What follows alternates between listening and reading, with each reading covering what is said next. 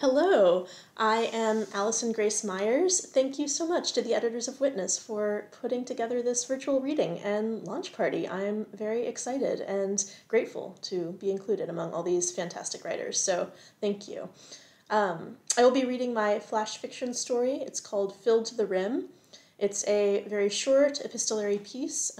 It's narrated by a mother speaking to her daughter, whom she placed for adoption and whom she has never met. So this is Filled to the Rim. From the beginning, you created my heaviness and my easiness. Before you, my daughter, never known, never named, at least not by me, my shape was slippery, a cross too light to bear. An empty vol au vent, that flaky, buttery pastry filled with vegetable or meat or maybe fish on the menu at the French bistro with the white tablecloths, where I worked as a waitress for those 3 delirious months, back when I was future numb, blind to the heaviness you would bring. I was the fly in the soft silk puree. I was the lizardfish among the living. It was there, my daughter, almost erased, always born, that I was taught to steam press my apron, taught to smile without showing the sparks of my lizardfish teeth. I was taught to pronounce coq au vin and gougere and yes, vol au vent, rolling my drug-dry mouth over the words, slow and sticky, like prying a spiderweb off the skin. And there, among the flickering candles, I met him. He with the crooked teeth and wonder-stripped eyes, a busboy. How demeaning. A busman? And yet, conjuring now his face, rolling away the stone, yes, he was a boy, an addict just like me. We were lizardfish, plural, together, splashing and thrashing among the living.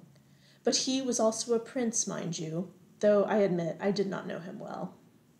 He rolled me first like dough, which must be thinned and pressed and kneaded for it to rise and be filled, and then later away like a stone.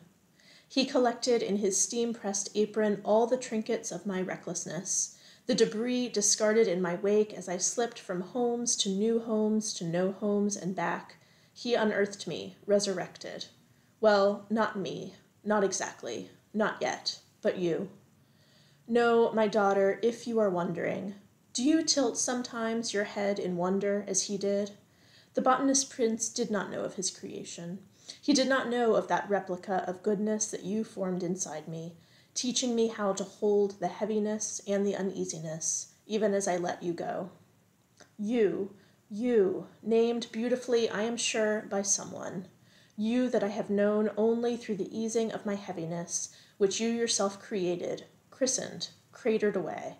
You that formed the solid, almost saved shape of me. I imagine you with his hair, the color of a cornfield at sunset, and with straighter teeth than his, but not perfectly straight, I hope. Your life, I imagine and believe, is filled to the rim with sparks that shock and electrify your delighted tongue. The idols you bow down to must, I pray, be solid and savory and whole, not flimsy flickering like mine. And yet, this is selfishness speaking, maybe, the same selfish love that kept you a secret even before he left, spiderwebbing you within me for as long as I could possibly manage, simply because I had never before had a secret that was beautiful, a secret that was good. I also hope you can imagine what it is like to bear such a heavy easiness, to be a thrashing lizardfish among the living, delirious and defamed, empty arms aching for some sweet burden to carry, so that you can, do you ever, imagine me. Thanks, y'all.